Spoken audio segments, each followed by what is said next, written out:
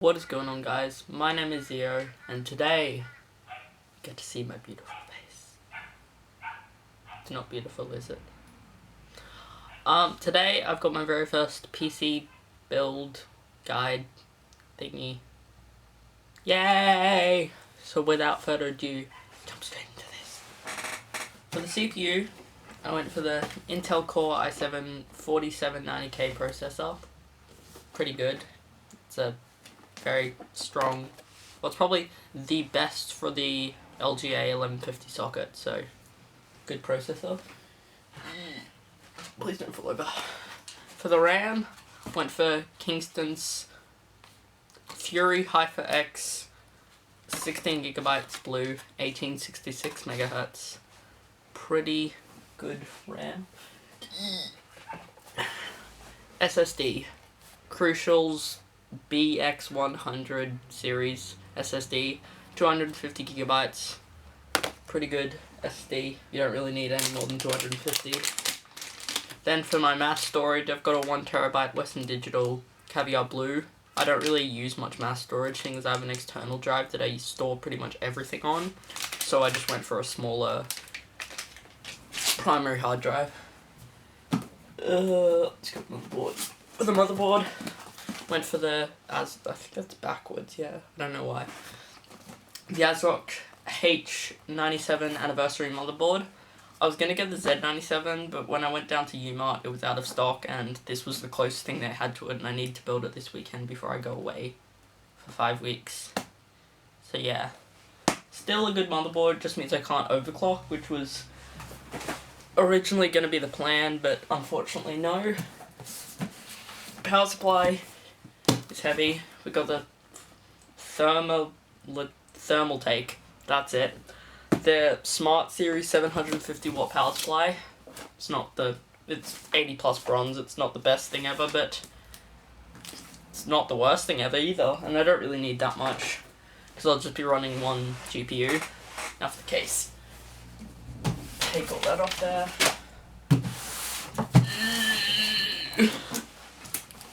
Please don't get crushed.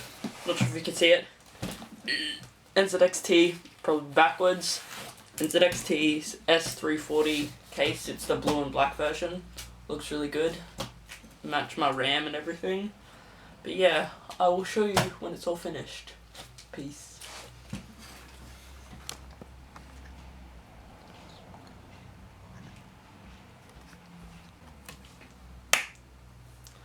And just before I forget, the graphics card, completely forgot about it. Graphics card, with that, I can't get one until I've sold my Xbox. Yeah, I'm selling it, if you didn't know already. PC Master Race. But I'm selling my Xbox so I can get a decent graphics card.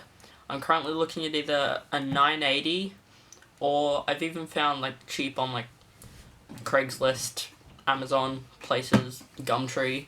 And I have found a GTX Titan for $600. So that's the original Titan, not the X or Z. So I will possibly be getting that if I can in time. But yeah, hope you enjoyed the video.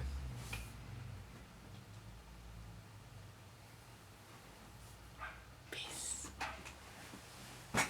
First thing you're going to want to do is take the motherboard out of the box, taking out the IO shield, SATA cables, and manuals. Open up the box, exposing the motherboard. Take out the motherboard in its plastic sleeve and sit it down somewhere. Close up the box and put it out somewhere safe. Take the motherboard and the plastic sleeve it came in. Take the motherboard out of the plastic sleeve, making sure to not hold it by any delicate parts of the motherboard. Pull it out, but don't put it back onto the plastic sleeve. Instead, put it onto the motherboard, as it will create less static electricity.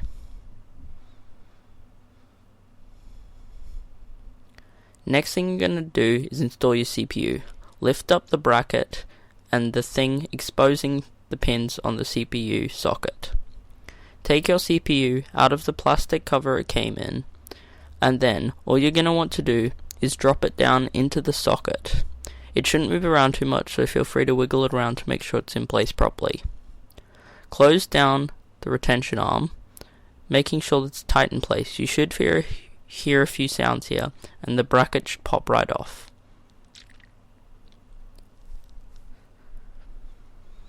Next you want to install the RAM. Line it up with the motherboard socket and push down firmly. All you need to do is push down on both sides with equal force, making sure it doesn't go in one side at a time. If you have two sticks, make sure you put them in the black and black or blue and blue. Make sure that you put it around the right way, as it won't go in this way and it only goes in one way. So make sure you line it up properly with the socket on your motherboard. Do the same again, line it up, push on both sides, and it should click right into place. Next, you're going to want to install your CPU cooler. Orientate it so that you have enough wiring to get to the CPU fan header to plug your thing in. Make sure it's lined up, and then push on both pins in a diagonal force until you hear a clicking sound. You should do this on both, and it should be locked in properly. I would recommend tying the cable in a knot so that it doesn't take up as much room and doesn't get in the way. Then plug it into the fan header on your motherboard. Make sure it's around the right way, as it will only go in one way. Next, flip the case on its side, and now get ready to install the I/O shield. All you want to do is line it up with the I/O shield in the case socket. You'll want to push on all four corners. This can be a bit tough, so I'd recommend letting someone hold it while you push from the inside of the case. All you need to do is push in a diagonal force on both sides until all four corners have clicked in. It can be a bit tough though. Next, you want to place down your motherboard into the case. Line it up. The easiest way is to line it up using the I/O shield.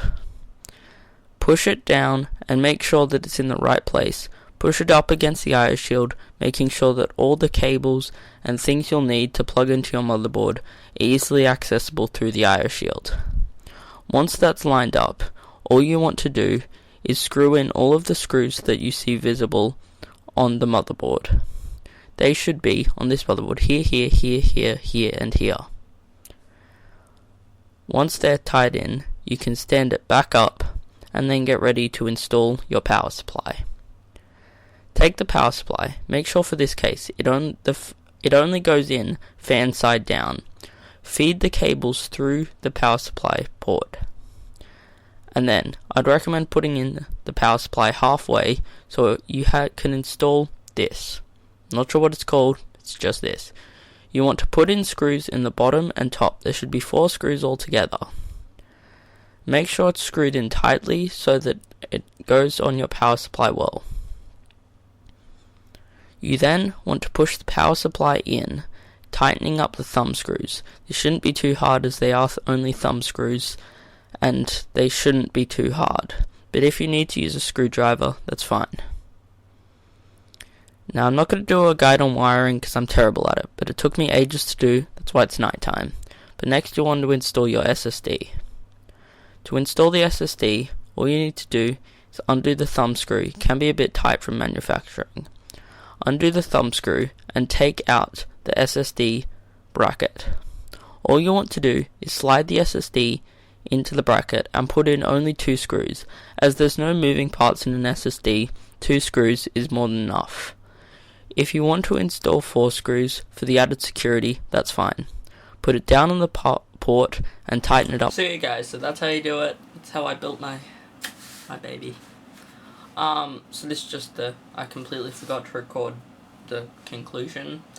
But yeah, I hope you enjoyed the tutorial. If it helped you, leave a thumbs up. If you liked it, leave a thumbs up. If you didn't like it, that's fine. Don't even care. Don't even care.